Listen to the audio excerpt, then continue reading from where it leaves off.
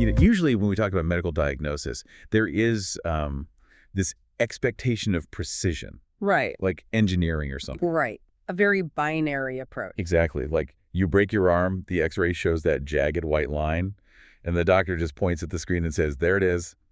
It's either broken or it's not broken. Yeah, it gives us a false sense of security, I think. We really like things to be visible, to be neatly categorized and contained within a physical boundary. Yeah, but then you step into the world of severe neurodevelopmental and psychiatric conditions, Yeah. and suddenly that x-ray machine is just, well, it's totally useless. Oh, absolutely useless. The landscape is incredibly murky. And today we are diving into a stack of sources for you that perfectly captures that exact murkiness.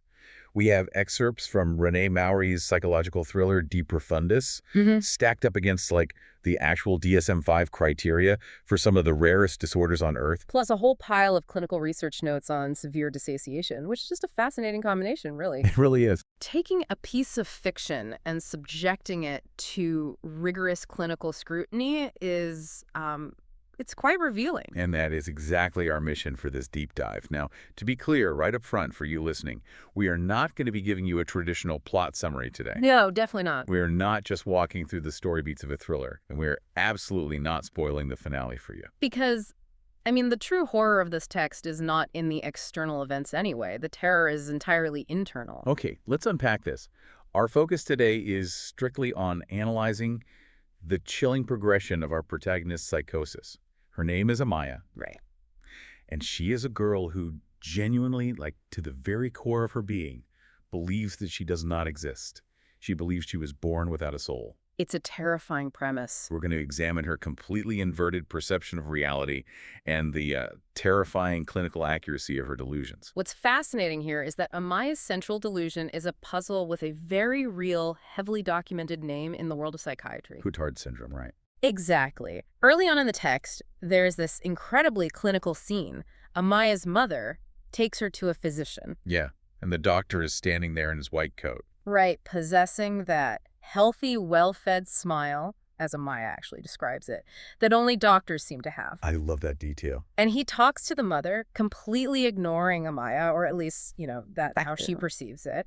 And he announces that she is suffering from a form of Cotard syndrome. Just reading the reality of that condition in our psychiatric sources is staggering. It is also known as walking corpse syndrome, isn't it? It is, yeah. Patients with Cotards hold the delusional belief that they are dead, that they do not exist, or that their internal organs are missing or decaying. Wow. Neurologically speaking, it is believed to be linked to a profound disconnect between the brain's facial recognition areas and the amygdala. Which processes emotion. Right. So you look in the mirror, you recognize your own face, but you feel zero emotional connection to it. Your brain, trying to make sense of this profound emptiness, deduces the most logical extreme. I must be dead. Exactly. I must be dead. And the text illustrates this flawlessly. Yeah, the doctor in the book lists the symptoms right there in the room. He says nihilism, a complete denial of one's own existence, deep immersion in inner experiences, and signs of stupor. But for Amaya, it manifests not as missing organs, but as this profound belief that she was born without a soul. Which brings up how she tries to rationalize it. The sources mentioned she once used an online astrology program, right? Yeah, it gave her a horoscope saying she was born under a weak sun. Her childhood logic just completely runs away with that. She decides that at the exact moment of her birth, while everyone else got plenty of sunlight, which she equates to a soul. Right, she only received a tiny fractured fragment of it. Which leads to a fundamental misunderstanding of how to fix her problem. She takes an abstract, emotional void and applies literal, physical, folk remedies to it. That's so sad. She spends her time trying to essentially photosynthesize a soul. Oh my gosh, she really does. She throws her windows wide open in the peak of summer heat just to bake in her room. She burns herself at the beach. Yeah. She fills notebooks with drawings of little suns and sleeps with a nightlight shaped like the sun. Yeah. It's like someone trying to plug a dying phone into a plastic fake wall outlet. That's a great analogy. It is a tragic, futile attempt to draw life from a physical element to fix a psychological disconnect. And of course, the physical world cannot cure a neurological delusion. Her skin doesn't glow, her eyes don't light up, so she decides the sun has rejected her. And that triggers the stupor. Yes, the stupor the doctor mentioned. She stops going to school, she retreats to her darkened room, sitting on the edge of her bed, essentially waiting in a state of living death. And here's the thing, the human mind is fundamentally a survival engine. Yeah. When you push a brain to the absolute brink of holding a paradox like, I am dead, but I'm still actively experiencing the world. It has to build defenses. Yeah. The logic has to hold together somehow. The brain abhors a vacuum, especially a logical one. Right. If Amaya does not exist, if she is essentially a ghost, how does her brain explain the fact that people are walking around her, talking to her, diagnosing her? She just completely flips the script. Uh. She decides that she is fine, she is just invisible. The actual illness lies with everyone else. It is a stunning psychological inversion. I mean, she actually thinks how wonderful it was that my parents had finally learned about their illness. Yes. She looks at the smiling doctor and her parents and pities them. Mm-mm. She wishes she could get her hands on some antibiotics to cure them of the physical incapacity to see her. If we look at the mechanics of this, it is a perfect hermetic seal of logic. In cognitive psychology, we talk about cognitive dissonance, the mental discomfort of holding two conflicting beliefs. Amaya's brain eliminates the dissonance by shifting the defect onto the external world. If everyone else is sick, then her isolation isn't a tragic failing on her part. It's a symptom of a sick world. Precisely. Wait, I am struggling with the purely neurological misfire idea here, though. Okay. If her brain is just malfunctioning, if this is purely a wiring issue causing cotards, why does she care so much about being perceived? Yeah. It feels like this invisibility is actually an extreme psychological retreat masking something else. Like what? Like maybe deep-seated body dysmorphia or emotional trauma, emotional neglect. You are picking up on a crucial undercurrent in the text. The sources give us strong evidence that this isn't just a random misfire of the amygdala. I knew it. There is deep psychological trauma at play regarding how she is perceived physically. There is a specific flashback scene in the book that acts as the emotional core of her retreat. Is that the scene with the daffodils? Yes. It takes place when her mother was still, quote, healthy, meaning before her mother supposedly stopped seeing her. Right. They are walking down the street. The mother buys a bouquet of daffodils and hands them to Amaya. Amaya feels she is invisible, but because the flowers have a soul, people can see the flowers floating in midair. And then a little girl stops, points at Amaya, and yells to her dad, "Look! An ugly girl is carrying beautiful flowers." And the father's response is the catalyst for her entire psychological collapse. He doesn't correct his daughter or apologize to Amaya. Yeah. He just says, "What girl? There's no girl. Hurry up or we'll miss the bus." That is just brutal. Amaya completely internalizes that. She doesn't know whether to be happy someone finally saw her or devastated that she was called ugly. Yeah. The clinical notes we have on body dysmorphia really align with what she does next. She goes home and realizes she has only ever seen her face from the front. She gets a second mirror to look at her profile for the very first time. The way she interprets her own features is heartbreaking. Oh, it really is. She sees a low, heavy forehead, a bulbous nose, and a jutting jaw. She compares her profile to a brick with two notches. A brick with two notches. Wow. She concludes she is repulsive, and that if she actually exists, her only purpose is to frighten small children. I mean, have you ever been so embarrassed or humiliated that you literally wished the ground would swallow you up? We all have. Imagine your brain actually obliging that wish. If you believe you are physically monstrous and that being perceived brings only pain, believing you don't exist is the ultimate hiding place. Yes, the ultimate shield. Notice how she reacts to the physical world after this trauma. She refuses to carry flowers in public ever again. Right. But she still loves plants. Do you know why? Because plants do not have eyes. Exactly. They're living beings, but they cannot judge her. But she starts seeing eyes everywhere else. In the carpet patterns, in ceiling stains, in butterfly wings. The irony of her condition, she wants desperately to be seen, to be validated, but she is terrified of being looked at. Yeah. So as she completely rejects the outside world to protect herself, her internal reality has to expand to fill the void. And it transitions into terrifyingly magical thinking. Right. The clinical delusions of her daily life just become her accepted normal. She genuinely believes that every morning her breakfast just materializes on its own. Just appears out of nowhere. Yeah. It's never quite what she wants either. Like if she wants coffee, she gets tea. If she wants a sweet bun, she gets scrambled eggs.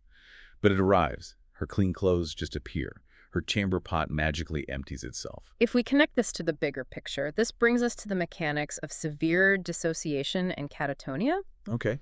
Dissociation is essentially the brain pulling the emergency brake on reality. When sensory input or emotional trauma becomes too immense to process, the brain partitions off that information to protect the core consciousness. Wow. Amaya is not living alone in a magical house. Her family is right there. They are bringing her food. They are changing her clothes. But her mind completely edits them out of existence. Exactly. To maintain the delusion that she is an invisible, soulless entity, she has to erase the very people keeping her alive. If she acknowledged her mother handing her a plate of eggs, the entire architecture of her nothingness would just collapse. The cognitive load of recognizing her mother would shatter the delusion. So the brain just drops those frames of reality. That's wild. The mother walks in, sets down the plate, and leaves, and Amaya's brain simply refuses to record the event. The food just appears. It's like she is trapped in a terrifying virtual reality simulation. Imagine a VR player who thinks they possess these supernatural abilities within the game. They think they're conjuring items out of thin air. Right. But in base reality, someone else is just spoon-feeding them and doing their laundry while they sit there staring blankly at a wall. And that simulation starts to warp even further as the frustration of her total lack of control sets in. When a human being is stripped of all agency, the mind will often invent power to compensate. Oh, that brings us to the phantom limb. This part of the deep dive is so visceral. It really is. She tries to get her dolls to look at her. She arranges all her plush animals, hoping just one pair of plastic or glass eyes will validate her existence. Her favorite is this porcelain doll with mechanisms that make the eyelids close. Yeah. And when even this prized doll fails to see her, she snaps. What exactly is happening neurologically when she feels this phantom limb? In cases of extreme somatic delusions, the brain can generate entirely fabricated physical sensations. Amputees feel phantom limbs because the brain's map of the body still expects input from the missing arm or leg. Okay, so what does Amaya's brain do? It does the inverse. It maps a new appendage onto her body to exert the control she lacks in reality. She experiences a visceral sensation of a telekinetic force protruding from the center of her forehead. Wait, really? Yes. And she uses it to literally knock the doll off the nightstand and shatter it to pieces. She punishes the doll for being a traitor. All that's left are the two glassy blue eyes on a wire stem, which she puts in a vase like flowers. She has zero control over her actual body or her life, so her mind invents a magical appendage to exert dominance over inanimate objects. It's incredible, and this fragile, entirely fabricated universe functions perfectly for her. As long as her routine is maintained, the days roll on. But a psychological system built on such profound denial is incredibly brittle. It only takes one thing. Exactly. It only takes a single, unexpected disruption to shatter the entire framework. And that disruption happens right outside her window. She spends her days looking at the exact same crosswalk, the same two trees, the same flower bed. But one rainy spring morning, the crosswalk is moved. Right. The city does construction. Yeah, the pavement is torn up, and they install this ugly mimosa yellow graded barrier. For someone whose entire existence relies on rigid predictability, altering physical space is deeply agitating. But the true catalyst isn't visual, it's auditory. After years of just hearing indistinct murmurs, she suddenly hears a distinct rhythmic tapping. The cane. Yeah, it's a blind man walking in the rain. He is navigating by sliding and tapping his cane, but because the crosswalk has been blocked by this new mimosa yellow barrier, his mental map is completely broken. He's totally lost. Right, he hits the unfamiliar metal and just starts frantically striking it, completely disoriented. This raises an important question. Why does this specific event break through her catatonia? Yeah, why him? She ignores her own family. She edits out the people feeding her, but she cannot bear the auditory intrusion of this stranger's discomfort. The tapping pierces the hermetic seal. She runs out of her house, in her pajamas and slippers, right into the pouring rain. She takes his wet hand and physically guides him around the barrier to the wall of the toy store so he can orient himself. Wow. Is the first time she has initiated touch with anyone in years, and she expects him to just walk away and not notice her. But he turns his sightless eyes directly toward her, and he speaks to her. He says, "You are a kind girl, a golden soul, thank you." That phrase is the absolute point of no return for her psychosis. Here's where it gets really interesting. You have to follow the dark, twisted logic of her delusion here. Yeah. This man is blind. He literally lacks physical sight. And he is the first person in years to acknowledge her existence, to touch her, to speak to her directly. And he tells her she has a golden soul, the exact vital spark she has believed her entire life that she lacks. It is confirmation bias pushed to the absolute extreme. Her mind processes this encounter as undeniable proof of her theory. Right. Physical sight is the literal disease. The people who can see with their eyes are sick. They are infected with a disease that blinds them to souls. The blind man lacks physical sight, therefore he is healthy, therefore he can perceive her. It is a breathtakingly flawless, completely insane piece of deductive reasoning. She weaponizes a mundane interaction, a blind man thanking someone who helped him, into a catastrophic epiphany. She really thinks she figured it out. She believes she finally possesses the empirical data needed to formulate a cure. So how does a teenager with a severe case of Cotard syndrome and extreme magical thinking actually attempt to administer a cure to her family? Well, she turns to the cosmos. She waits for a lunar eclipse, believing the celestial event holds the energy required for her to transfer her realization to her parents. Oh boy. According to the text, she stages an elaborate ritual in her darkened room. She sets up 5 candles, 2 orange, 3 black arranged to reflect on a table to form a pentagram. The imagery is just terrifying. She watches the full moon, which she describes as cold as neon, slowly being consumed by the shadow of the earth. As the darkness bites off pieces of the moon, turning it blood red, she feels her own body fading, dissolving into the darkness. Wow. She believes that in its moment of weakness, the eclipsing moon will absorb the flickering light of her pentagram. She believes she is binding her invisible telekinetic power to the celestial body, that they are becoming equals. She watches the bright disk turn into a crimson shadow, summons all her will, and cries out, "From the depths I call to you." She pours all of her victimhood, all of her isolation into this silent scream.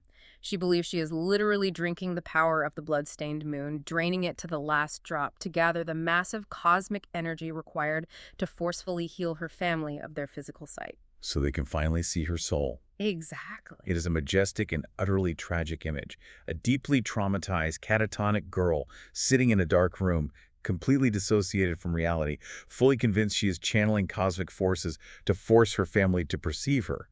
Haunting. So what does this all mean when we step back from the sources? De Profundis doesn't just give us a thriller.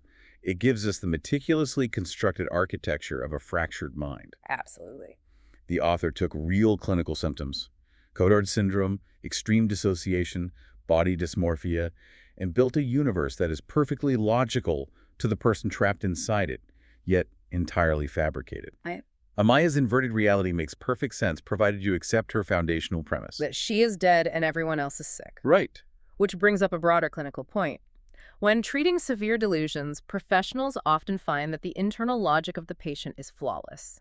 The math always checks out. It is just the underlying variable that is corrupted. It leaves you marveling at the sheer power of the human brain to protect itself from the unbearable pain of feeling unloved and unseen. It does. And if we connect this back to your everyday experience, it forces us to consider something deeply unsettling. We have spent this deep dive analyzing how Amaya's brain edits her reality to survive trauma, but modern neuroscience shows us that every single human brain edits out massive amounts of sensory information every second just to function. That's true. Your brain is constantly filtering out the feeling of your clothes on your skin, the ambient noise in the room, and even visual blind spots, seamlessly patching the gaps with assumptions. Which means Amaya isn't doing something entirely alien.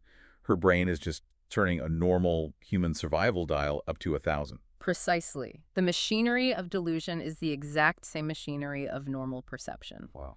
Which leaves us with this final thought for you to mull over. If your brain is already quietly editing, erasing, and fabricating the world around you just to get you through a normal Tuesday, how can you ever be entirely certain that the reality you are so confident you perceive is actually the one that exists? Wow. What is your brain editing out right now that you just can't see? On that note, we want to thank you for joining us on this psychological deep dive. We'll catch you next time.